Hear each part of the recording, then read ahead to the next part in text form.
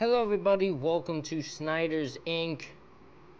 I'm gonna be honest, I don't know if I've reacted to this video already. I don't think I have. So I'm going to do it now. This video is Top 15 Scary Live News On-Scene Moments. And we are going to get right into this, ladies and gentlemen. I need y'all to hit the like button, hit the subscribe button, comment what you think down below. Let's go. Number 15, no mask. Reporters around the world have had to deal with an assortment of harassment. Voyo Voco faced a completely different form of heckling right before going live. Two men approached and demanded Voco's and his crew's belongings. At first, he wasn't sure what was happening. Oh, hell no. You ain't gonna be walking up on me demanding my belongings while I'm on live. You will get your ass kicked live on new. Oh, no. You ain't gonna just start come grabbing on and demanding my shit. Oh, no. No. No, I'm gonna beat you. I beat him with the microphone. I just start smacking his ass with the microphone. Oh, no. Happening and believed the men were only being disruptive. Once the piece came out, it became clear as to what the men's motivations were. Hey, we're being mugged. We're being mugged. Voco. I will admit, you're on a live, you can clearly see their news people. The fact you would not think that there might be a camera there pretty shows how stupid and idiotic these two are. Like, you're on camera completely. Everyone can see who you are.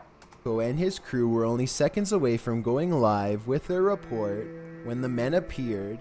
Despite the scary situation, the men were not clever enough to conceal themselves from the camera, and their faces are clearly visible, and they were quickly identified.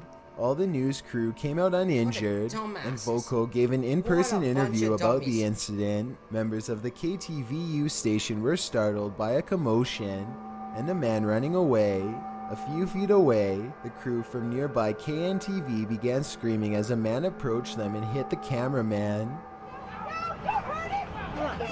Hold on, wait.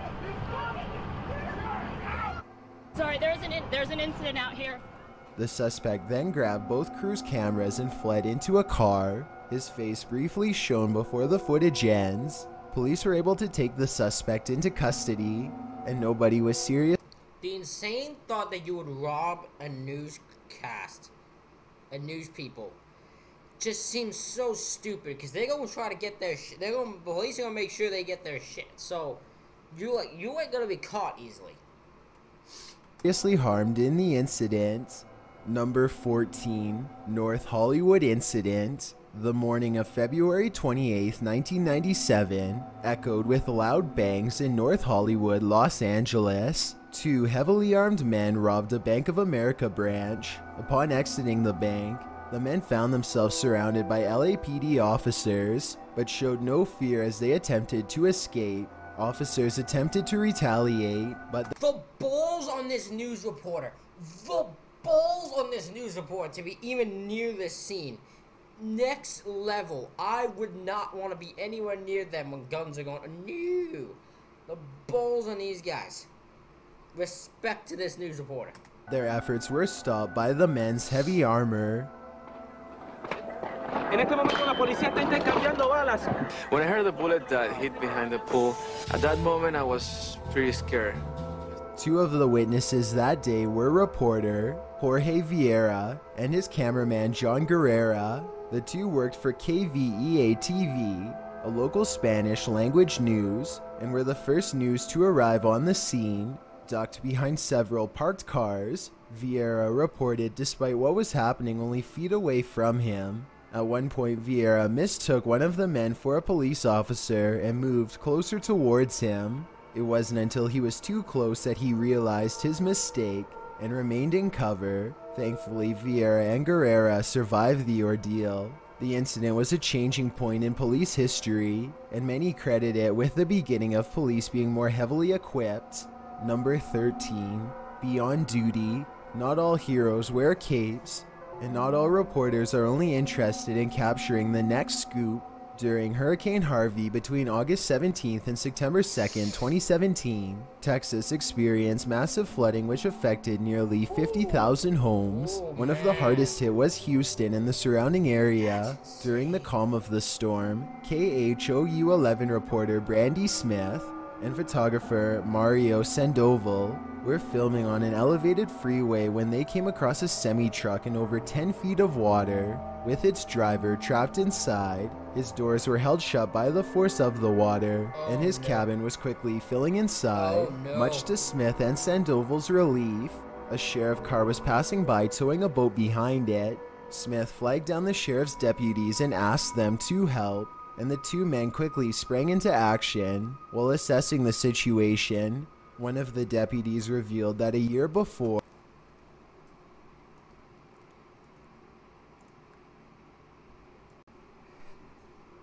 not gonna lie, there was a break. I had to answer the door. So, yeah. Someone was here and I wanted to someone needed to have a conversation. I'm not gonna keep recording while I'm doing it. So, back to the video. they had to dive in the same location to recover a driver who passed away in a completely submerged semi-truck. The driver was rescued thanks to Smith's actions, and the two of them later appeared on Ellen to share their story. Number 12.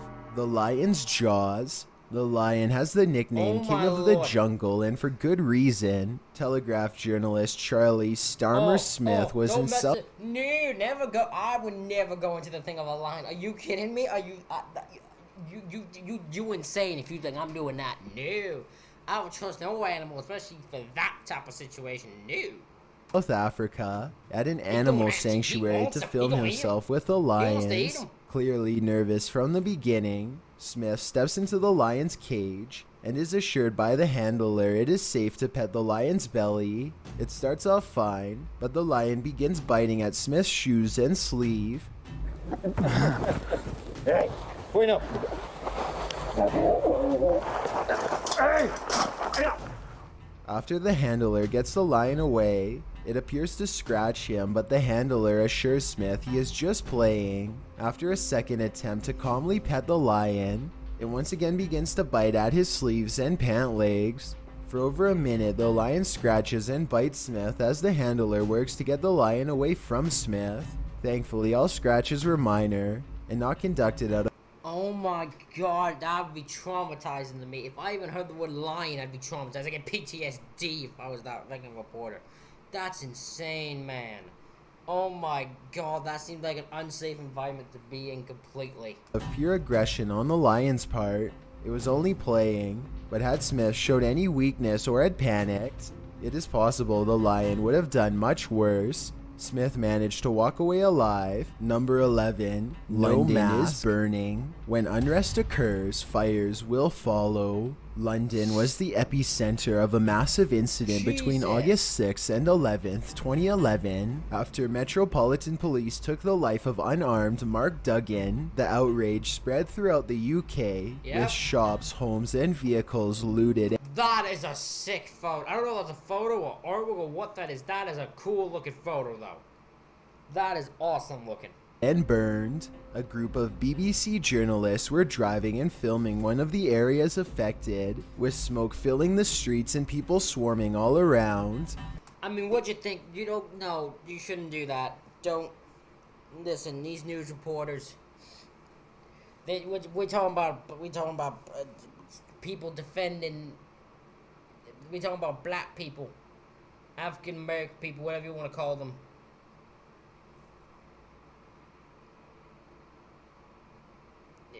I didn't mean that disrespectfully. Now that I think about it, that kind of sounds bad. I just mean, like, some people call them different things. Do you want to just say black people? Some people call them African Americans. Some people just, this is true, some people just say dark-skinned people. That is not what I'd say. It's just whatever you choose to call them. But I'll say black people, just easier for me. But the black people, a black person was killed. Unarmed. Why is this a thing that has consistently happened?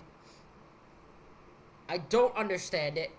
Why are there so many please? Why is this a scenario that keeps on happening? I just don't get it. But these people were angry. They were angry, justifiably, and they, again, this is just like Black Lives Matter movement. The situation, the anger, is completely justified. The actions they choose are not. Starting fires does not fix anything. Does not make them. It won't make them take you as less of a danger. And make them treat you better. It probably make you treat you worse. And it might cause more casualties than need. That's why I hate when the reasoning they're doing their stuff is justified, but they handle it in such a way that makes it worse. I hate when riots and that happen and protests go down the violent route. Every shop they passed was being looted, and burned out cars blocked some of the streets. The chilling thing is how calm everyone is, with one of the reporters described as sauntering down the street as if in a supermarket aisle. Then, without warning, the rioters turned on the news van, and a rock was thrown through their window, causing the driver to put his foot down and speed off. Several more rocks can be heard hitting the side of the van. Keep going. We've just been attacked. A rock has come through the window, and they're continuing to attack us. As they frantically tried to return to the police line, thankfully the crew escaped unharmed. Number 10. Trapped in Mosul. The situation in Syria and northern Iraq has been a major story, and the rise of Daesh. Throughout 2014, Daesh became a subject of worry after the group managed to take over much of eastern Syria and northern Iraq with the peak of it. Well, I think any news reporter that's able to go into the line of war to do reporting is ballsy and deserves so much more respect than they probably get. Its campaign in early June when it captured the Iraqi city of Mosul, the country's third largest city with over 2 million inhabitants. CNN correspondent Arwa Damon and camera operator Bryce Lane were embedded with Iraqi special forces, traveled with them in an armored car as they entered the suburbs of Mosul. The convoy was under immediate fire. Then they get boxed in an alley blocked by cars and other debris. As the city waits for the roads to get cleared, they interview several civilians trapped in the city. To the group's horror, their tires are all flat and they become trapped in enemy territory. They all take cover in a house as things continue to escalate. We hear the hiss of a tire losing air. More disturbingly, Daesh also filmed the battle only feet away from where the crew was. The crew bunkers down through the night, and after over 20 hours, reinforcements finally arrive and evacuate everyone. Number 9. Tyler Courthouse. The courthouse in Tyler, Texas became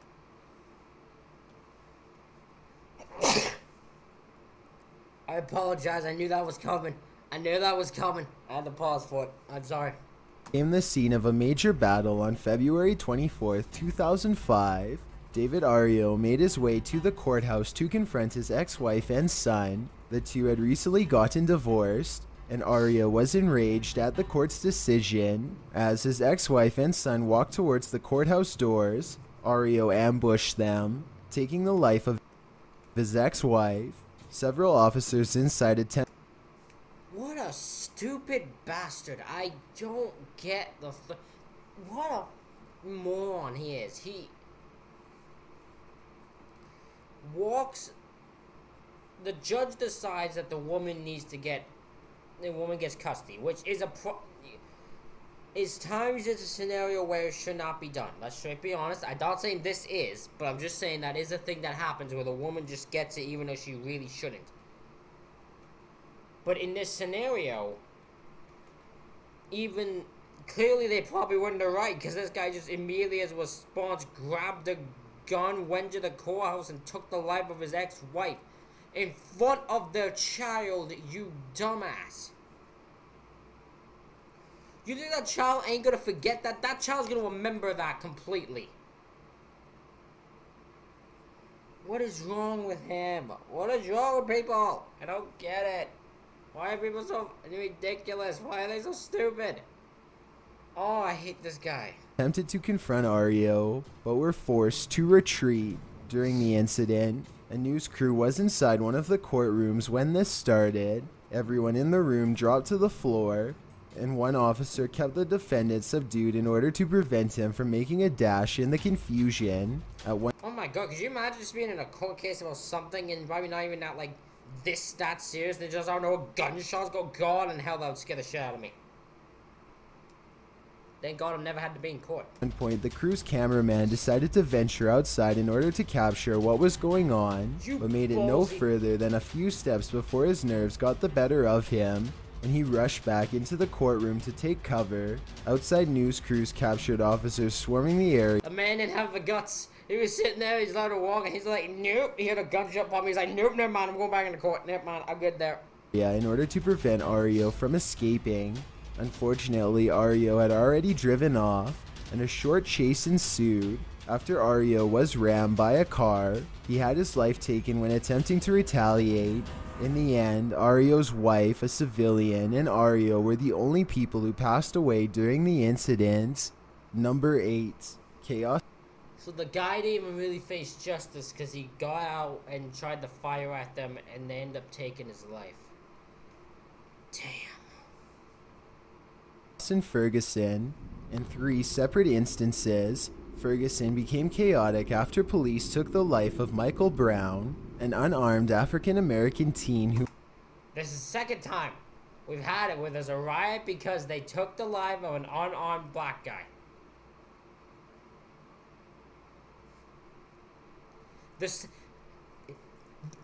Why does this keep happening?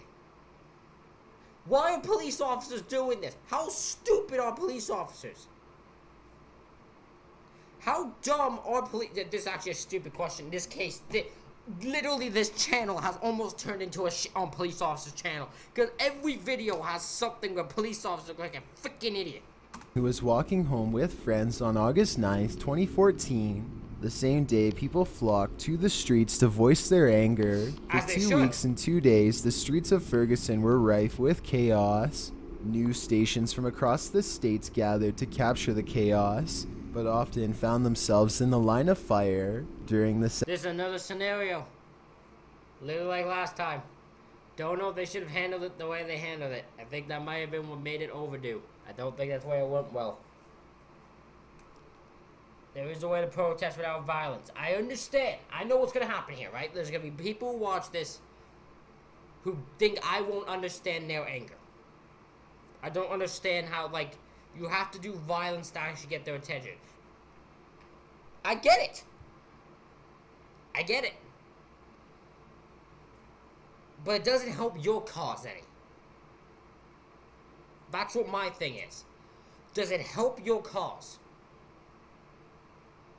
At the end of the day, does it help your cause when that happens, when you go into the violent mood? Does any result, positive result, come from that? That's what my point is. Second wave between November 24th and December 2nd of the same year, a result of the officer involved being acquitted of charges. CNN reporter Sarah...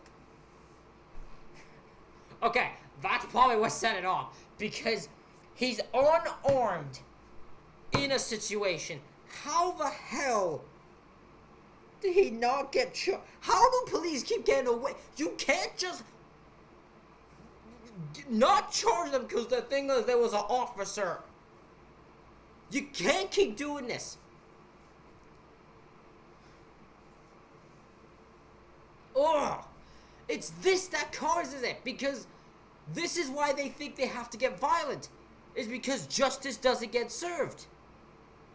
This justice system has to. The justice system has to do better. They have to charge officers for the rightful thing. They have to.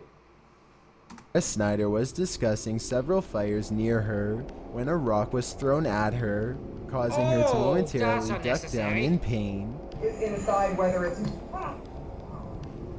That's unnecessary. You didn't need to throw a rock at the journalist. She's not the one that was doing this.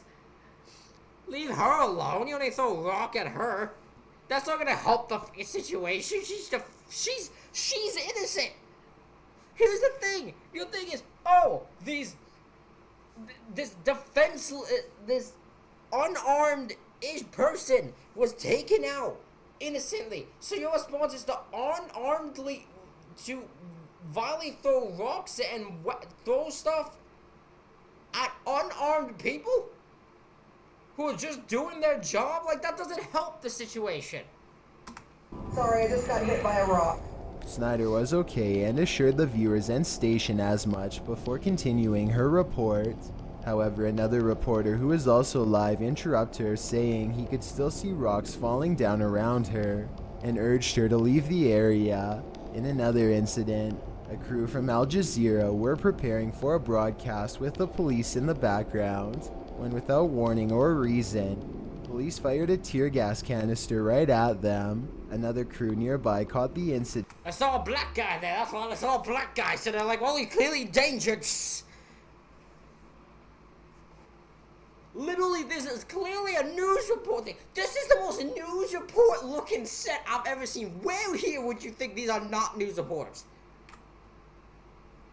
What absolute imbeciles. On tape and shows the crew running from the rising gas. The police are then shown rushing to the site and dismantling their lights and cameras. It is unknown what their motivations were, but there has been speculation it was a form of media censoring. Number 7. They try to stop people from seeing them fighting a lot. I don't actually understand police officers' thought process there. I actually don't. I actually can't understand it. Tear gassed. For nearly 2 years, Greece erupted into a near revolution in response to the rising debt crisis and major cuts to services by the then government. All across the country, particularly the capital of Athens, people took to the streets, where they often clashed with police and far-right demonstrators. RT correspondent. Okay, this is one where I actually don't know enough information to give my opinion on, because if this is an issue with the government and people feeling they're having, like, a lot of people feeling like their lives or something about the way they're living is an issue, I can understand why they feel like they're gonna make you listen, right? I don't know enough about this situation to know if it's like the other ones. Correspondent Sarah Firth and her photographer were caught in the middle of one clash when tear gas canisters were fired in their direction, covering the surroundings in thick white smoke and deafening them with loud bangs. And the tear gas literally going off right now as we speak. You can see that up the road. I feel bad for this girl because you don't want to be near this. Don't go near that. That can cause damage to you. Tear gas going off as we speak. The protesters and the police are still clashing at the moment. Very hard to breathe here. Despite becoming overwhelmed with tear gas, Firth managed to continue her report for several minutes before retreating. The balls on the... Bravo to her. She got taken out with... She got overwhelmed with tear gas and everything. She's like, I'm finishing my report, goddammit. I'm still going. Succumbing to the gas, Firth and her photographer collapsed to their knees. Firth and her photographer spent several minutes in the gas and were suffering. Worst yet, protesters around them were taking their frustration out by shoving the photographer and offering them no assistance. Thankfully, a good Samaritan came to their aid, providing... Again, this is a scenario where protesters are getting mad at them when they're not doing anything wrong. They're just there to do their job and film and record and report. I get why people are mad at media. Trust me, I get it. Because media doesn't do usually both sides justice. They should. Because both sides are in any scenario. This is what's so weird about media to me. Because the thing is obviously, oh, who do we want to actually have like us, our news thing? It isn't what side's most intriguing or what's actually the best story. Because to me, both sides are always the most intriguing. I want both sides of every situation if I was a news guy. I ain't a news guy. I'm too honest to be a news guy. If I was a news guy, oh God, would the world hate me. This one is insane. Them with cold water, medicine, and escorting them to EMTs. Because of this, the two were able to quickly recover and continue the reports. Number 6. Falling from the sky. News choppers are great for getting aerial shots for a variety of reasons, from ongoing events to weather to traffic. Unfortunately, horrible incidents are known to happen. Most famously, a major incident in Phoenix occurred on July 27, 2007. Crews from KNXV-TV and KTVK were in the air reporting on a police pursuit of a man in a work truck. At one point during the chase, the man abandoned his vehicle and attempted to take another work truck, but workers were rushing him to attempt to stop him. As the situation was unfolding, both helicopters got too close to each other and collided over steel. So 2 helicopters collided into each other. And they both... Oh, that sucks. Oh my god, that's... I don't know if that's bad communication, that's bad planning on both things. That's an unfortunate situation there. Indian School Park, the live feed quickly went to static, and confused station crew believed a connection error had occurred. We're gonna pull out. We don't know what has just happened right there. Other news choppers in the area, who were also covering the pursuit, suddenly changed their priority after they saw the smoke of both choppers rising from the ground in the aftermath. Immediately after, all choppers were ordered to leave the area. In order to prevent any further incidents, both reporters and pilots passed away, but nobody on the ground was hurt, as they landed in an open, unpopulated area. Number 5. Rubber rounds.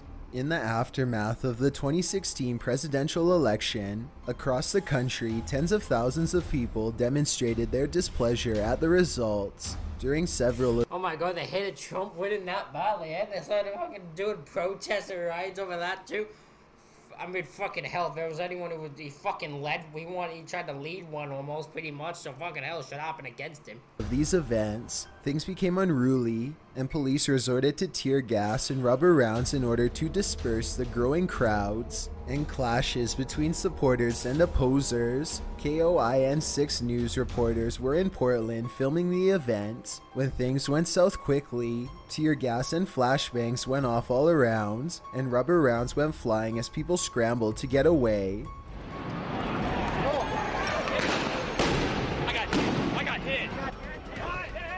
And others fell injured onto the street. Reporter Cole Miller was in the process of aiding a fallen man when several flashbangs blew in his vicinity, and then he was hit with a rubber round in his lower back. This in turn led him to retreat to safety, where he was assessed by medical volunteers and determined to be okay. Number 4.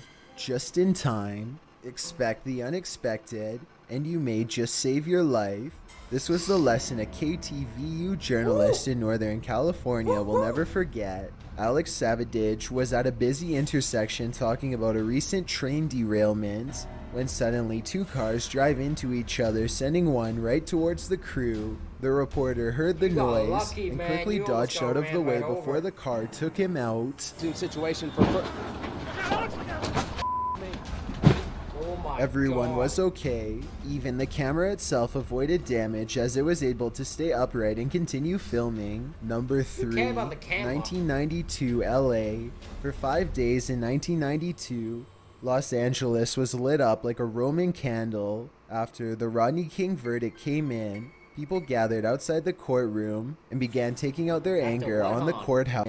People gathered outside the Roman candle. After the Rodney King verdict came in, people gathered outside the courtroom and began taking out their anger on the courthouse. Things became more heated at the corner of Florence and Normandy, where a large mob began throwing rocks at passing cars and pulling random drivers from their vehicles. From there, things escalated quickly throughout Los Angeles. The unprepared LAPD quickly called in every available officer back to duty, including recalling those on vacation, and members of the LA County Sheriff In Koreatown, merchants had their shops broken into and looted. Several angry shop owners were being interviewed by a local TV crew when they suddenly went back into their stores. They then spent time firing at various individuals they believed to be threats. The TV crew ducked back and filmed the ordeal, which eventually culminated with the merchants engaging in a firefight with individuals who pulled up. The ordeal ended when then-President George H.W. Bush authorized the mobilization of the 7th Infantry and 1st Marine Divisions to aid police in regaining control of the situation. Number 2. Miracle Valley. Between 1978 and 1980, 300 members of the Christ Miracle Healing Center and Church, many from Chicago and Mississippi, moved into the area surrounding the former Bible College. Controversy raised further when authorities discovered up to 10 members had passed away, including 5 children, due to the church's refusal to seek proper medical attention, instead attempting faith healing. After tensions reached its peak, several members of the congregation took their own lives with dynamite. For use still under speculation, national and local news stations were attracted to the situation and converged on Miracle Valley, interviewing both members of the community and members of the church. However, the latter people were not trustworthy of outsiders, as one crew found out. As they were setting up to conduct a report, several women from the church pulled up in a car and began striking them with hammers and other objects. The crew had to quickly dismantle their equipment and literally jump into their moving car to escape. Unknown to all involved, another crew nearby caught the ordeal on tape. After the footage aired, all sympathy towards the church was squashed, and they all became vilified. On October 23, 1982, members of the sheriff's office entered the compound to arrest members suspected to be involved in the dynamite incident, resulting in a massive conflict between police and church members. In the aftermath, nobody was charged, but the church slowly faded into obscurity. Before we get to number 1, my name is Chills and I hope you're enjoying my narration. If you're curious about what I look like in real life, then go to my Instagram at DylanIsChillinYT and tap that follow button to find out. I recently released a music video for my song Sidelined, and I'd love to get your opinion on it. Tap the circle icon in the top right corner, then tap my music video to give it a watch. It's also linked in the description below. It's a proven fact that generosity makes you a happier person, so if you're generous enough to hit that subscribe button and the bell beside it, then thank you. This way you'll be notified of the new video we upload every Tuesday. Number 1. Best friend. He no longer uploads videos on this channel. He stopped doing it. It's now just the One Chills channel. He stopped uploading on this one. Worst enemy. Abby Ninsgoda was attempting to interview Rhode Island resident Melissa Lawrence, whose daughter had been hospitalized by a neighbor during a graduation party. She survived, but Lawrence was clearly feeling the stress of this incident. When Ninsgoda showed up at her door, Lawrence was instantly hostile, throwing rocks towards the crew. Then, more frighteningly, Lawrence orders her dogs to attack Ninsgoda as she and the photographer fled down the street.